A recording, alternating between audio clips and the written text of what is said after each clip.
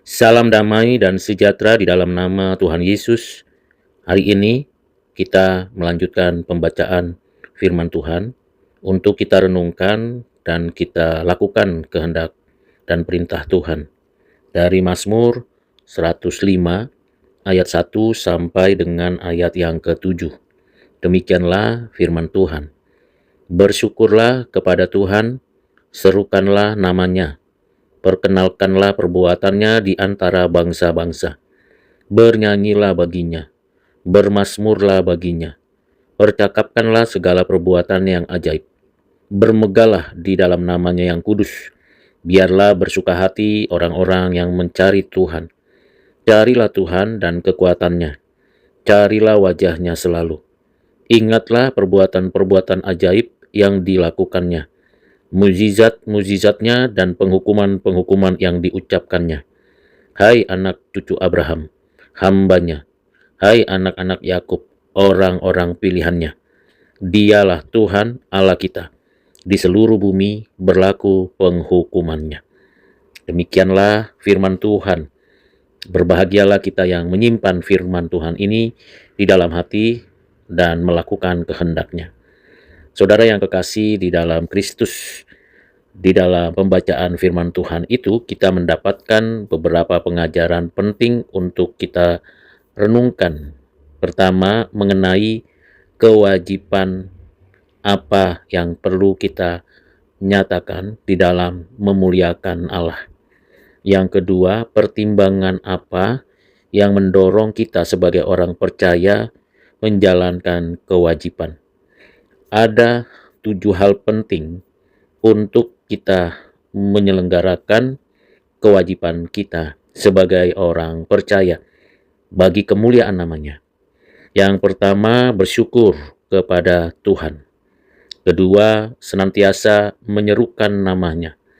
Ketiga, kita patutlah memperkenalkan perbuatannya kepada banyak orang, perbuatan yang ajaib.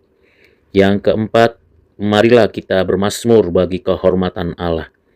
Yang kelima, perlulah kita menyadari untuk bermegah di dalam namanya yang kudus. Yang keenam, kita senantiasa mencari Dia, mencari Tuhan dan kekuatannya. Dan yang ketujuh, kita bersyukur, bersuka hati dengan orang-orang yang mencari Tuhan. Dari 7 hal kewajiban untuk kita memuliakan namanya, kita memberikan diri untuk mengingat, memperhatikan dan mencermati. Ada setidaknya 3 pertimbangan dari jalan hidup kita menjalankan kewajiban itu.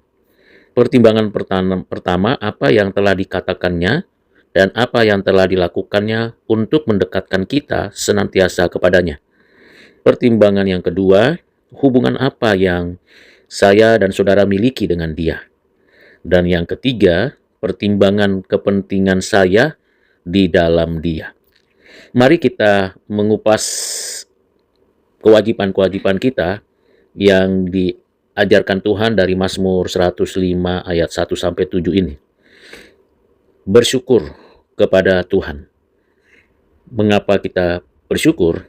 Karena kita tahu segala yang kita terima, kita nikmati dan kita jalani adalah kebaikan, pemberian dari Tuhan. Memang kita bekerja, berkarya, menyelenggarakan mandat Allah mengelola bumi. Namun, itu bisa terjadi karena Tuhan beranugerah dengan segala kebaikannya, sehingga patutlah kita bersyukur senantiasa dalam segala hal. Yang kedua, berkaitan dengan kewajiban menyerukan namanya. Artinya segala yang kita sampaikan kepada Tuhan, bersyukur untuk segala belas kasihan dan kebaikannya, itu patutlah kita menyerukan namanya. Berseru kepadanya, artinya kita bersandar, bergantung, berharap hanya kepadanya, bukan kepada siapapun dan apapun. Berseru karena di dalam namanya kita mendapatkan kemenangan, kekuatan, dan ketenangan. Saudara yang kekasih di dalam Kristus, 2 bagian yang disampaikan dalam kewajiban itu berkaitan dengan relasi kita secara personal dengan Tuhan.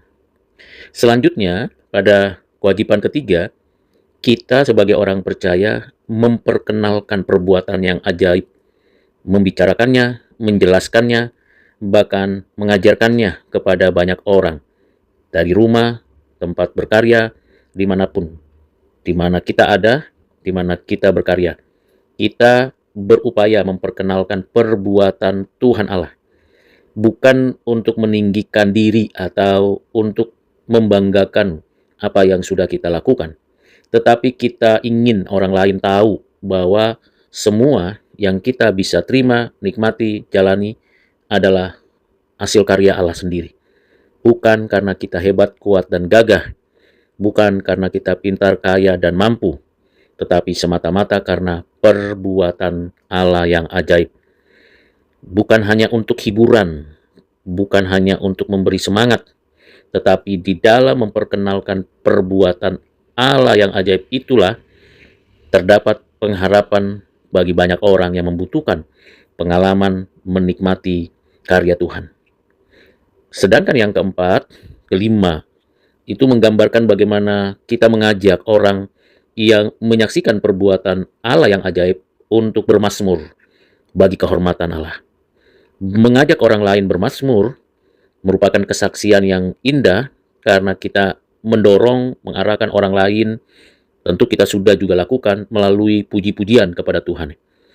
Kita bisa jadi tidak seindah para penyanyi dan pelantun pujian, tetapi dengan kita mengajak seseorang memuji Tuhan, bermazmur baginya, maka sukacita yang kita sudah rasakan dan terima itu juga mengalir di dalam orang-orang yang percaya dan mengagungkan nama Tuhan.